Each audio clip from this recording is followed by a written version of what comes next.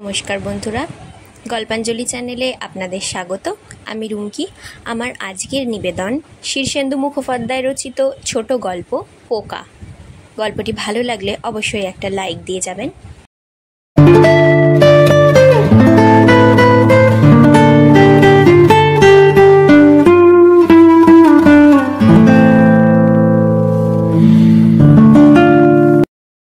রিক্তা ধীরে ধীরে উঠে দাঁড়ালো। অন্তহীন ক্লান্তি, ঋতসর্বস্বের মতো অবসাদ। বিকেল 5টা বাজে। তার কাজ শেষ হয়েছে। হলঘরের বিভিন্ন প্রান্ত থেকে উঠে দাঁড়িয়েছে আরও কয়েকজন ক্লান্ত মানুষ। তাদেরও ছুটি হয়েছে। এবার তারাও বাড়ি যাবে। প্রত্যেকের মাথার পিছনে একটা করে উড়ন্ত পোকা। কেউ কারো সঙ্গে কথা বলল না, তাকালো না পর্যন্ত। বিষণ্ণ উদাস মুখে তারা দরজার সামনে এসে দাঁড়ালো সারিবদ্ধভাবে, নিশ্চুপ। টাইম লক লাগানো দরজা ধীরে সরে গেল। তারপর চলন্ত করিডোর। 200 মিটার দূরত্বে একটা স্থির প্ল্যাটফর্ম। নিঃশব্দে নেমে পড়ল সবাই। সামনেই এসকালেটর। ক্লান্ত কয়েকজন মানুষ আগুপিছু সিঁড়িতে দাঁড়িয়ে পড়ল। তাদের মাথার পিছনে 2 ফুট দূরত্বে সেই পোকা দেখছে, জরিপ করছে। 200 মিটার উচ্চতায় মুক্তি। খোলা আকাশের নিচে পৃথিবী, চারিদিকে গাছপালা। প্রথম শীতের হিমেল বাতাস বইছে। অন্ধকার নামছে মিহি ঝড়োখার মতো। পোকাগুলো কখনো শব্দ করে না, শুধু পিছু নেয়, শুধু চেয়ে থাকে, শুধু জরিপ করে। কখনো একা হতে পারে না রিক্তা, কখনো নিশ্চিত হতে পারে না। সারাক্ষণ ওই পোকা তাকে দেখছে আর দেখছে। তার প্রতিটি পদক্ষেপ, নড়াচড়া, তার হার্টবিট, রক্তচাপ সব কিছুর খবর পাঠাচ্ছে একটি স্টোর হাউসে। 24 ঘন্টার মনিটরিং। সে শুনেছে সূক্ষ্মাতিসূক্ষ্ম কলকবজায় তৈরি এই সব পোকারা মানুষের ইচ্ছাশক্তি, ক্ষুদ্র পিপাসা, এমনকি ঘুমের মধ্যে দেখা স্বপ্ন অবধি টের পায়। টের পায় বিষণ্ণতা, আনন্দ, উদ্দীপনা। মাথার পিছনে সবসময়েই উড়ছে, অনুসরণ করছে। এক পলকের জন্যও তাকে এড়ানোর জো নেই। বাইরে গাছপালার ভিতর দিয়ে সরু একটা রাস্তা জঙ্গলের ভিতর দিয়ে চলে গেছে। এই রাস্তায় কোনো লোক চলাচল নেই, কোনো গাড়ি চলে না। আলো নেই, পথ ঢেকে ঘাসে, আগাছায়। রিক্তা বাঁ দিকে মস্ত গ্যারেজে ঢুকল। ভিতরে ঢুকবার দরকার নেই। দরজার মুখেই একটা প্যানেল, তাতে নম্বরের চাবি। সবাই সার দিয়ে দাঁড়িয়ে নিজের নিজের কোড নম্বর স্পর্শ করে বেরিয়ে যাচ্ছে। আর একটা দরজা দিয়ে গ্যারেজ থেকে বেরিয়ে আসছে গাড়ি, আপনা থেকেই।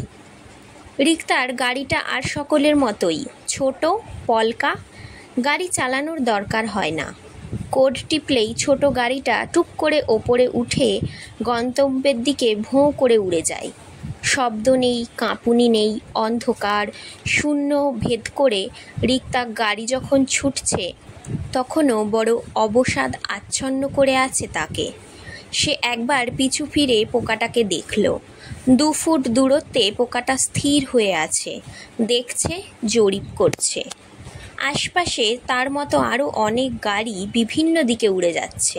এসব গাড়িতে কোনো জ্বালানি নেই।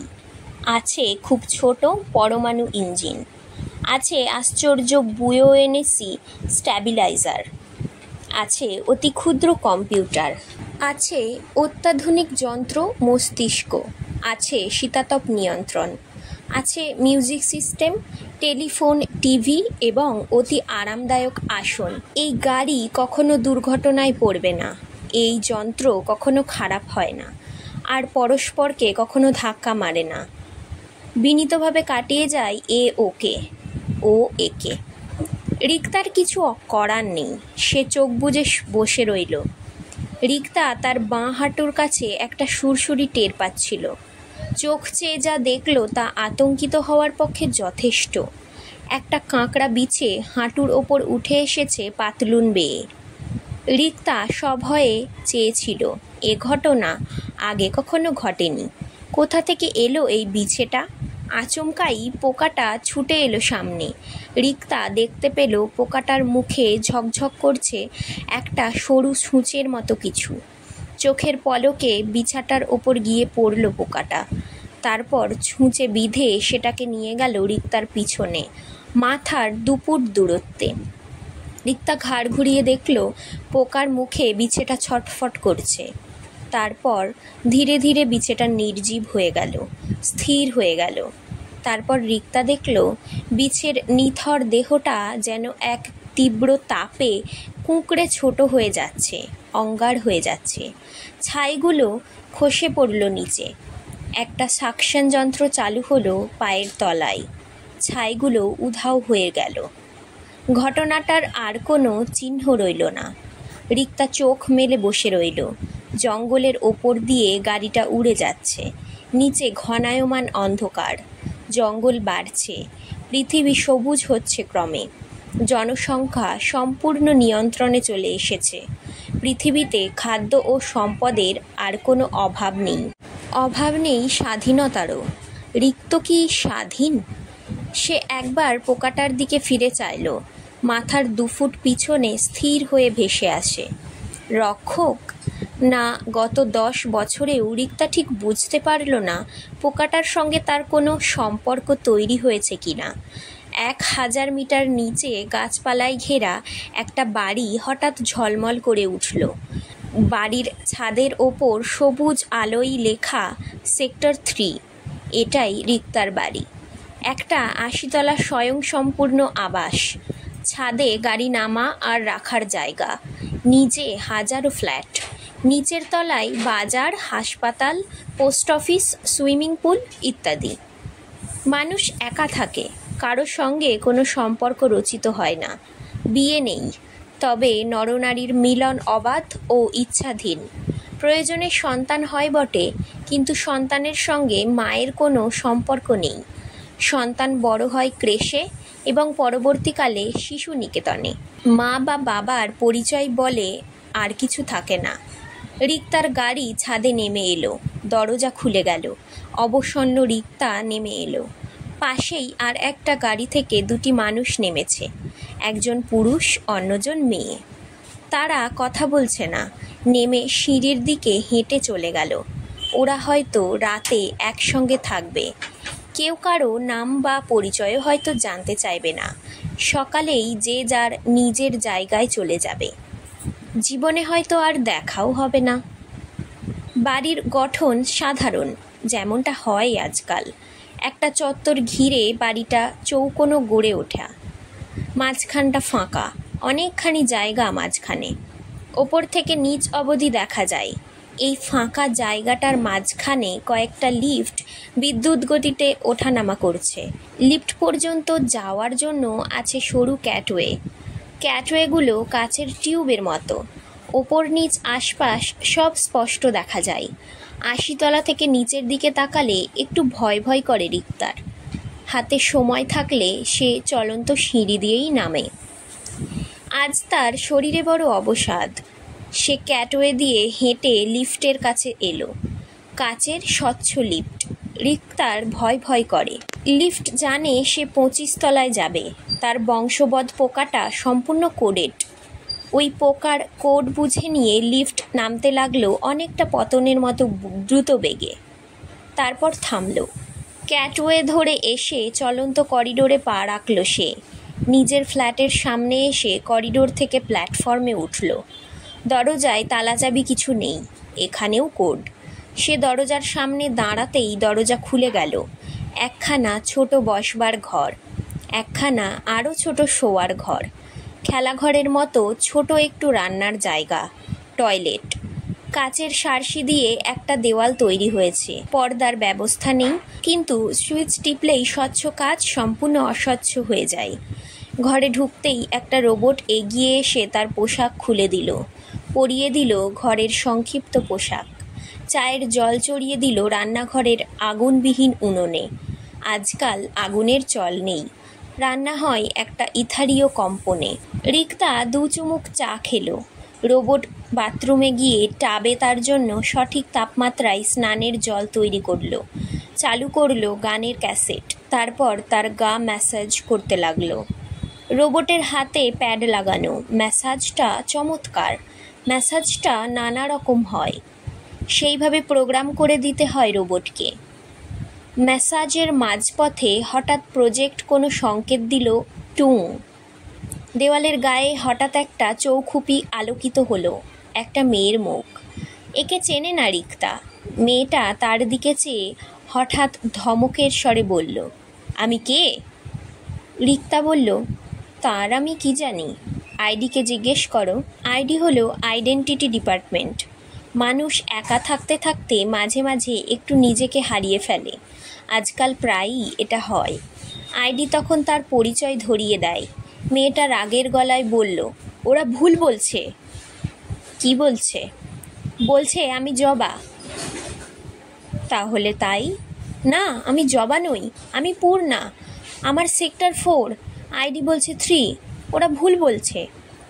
ওরা যা বলছে তাই ঠিক, মেনে নাও। কি করে মানবো? আমি তো পূর্ণা। না, তুমি জবা। কিছুতেই না, তুমি দেখতে বেশ সুন্দর তো। রিক্তা ভ্রু কোঁচকালো। সুন্দর? সুন্দর দিয়ে আজকাল কিছু হয় না। কেন হবে না? তুমি সুন্দর। তুমিও সুন্দর। আজকাল সবাই সুন্দর। যারা সুন্দর নয় তারাও কসমেটিক সার্জারি করে সুন্দর হয়ে যায়। না, তুমি অন্যরকম সুন্দর। আমার ঘরে আসবে? 71 তলায়, ফ্ল্যাট B4, 4 নম্বর ক্যাটওয়ে। আমি খুব টায়ার্ড। আমি যে জবা নই, কি মুশকিল। না হলেও বা যাই হও, কিছু আসে যায় না। তুমি কে? আমি রিক্তা। আমি তোমার কাছে একটু আসতে পারি? না, আমি ক্লান্ত। আমি এখন স্নান করব, তারপর ঘুমোবো। ঘুমোবে? কি আশ্চর্য, আমি ঘুমোতে পারি না। ঘুমোনো তো সোজা, স্বপ্ন পালঙ্কে শুয়ে পড়লেই ঘুম আসবে। কত শুয়েছি, তবু ঘুমোতে পারি না। হতেই পারে না। স্বপ্ন পালঙ্ক অত্যাধুনিক প্রযুক্তিতে তৈরি, ঘুম হবেই। আমার হয় না। তাহলে হাসপাতালে যাও। ভয় করে। ভয়? কিসের ভয়? মন্দিরা তো হাসপাতালে গিয়েছিল, ওরা ওকে 5 বছরের জন্য ঘুম পাড়িয়ে দিল। বলল ওর যা সব নার্ভের কমপ্লিকেশন, তা 500 বছর ঘুমোলে তবে ঠিক হবে। আমাকেও যদি তাই করে? করুক না, ভালোই তো। আমি অতদিন ঘুমোতে চাই না, ওটা তো মৃত্যু। 500 বছর পর কি আমার মনে থাকবে আমি কে? তোমার তো এখনো মনে নেই তুমি কে। আমি পূর্ণা। আইডি তো তা বলছে না। ওরা ভুল বলছে।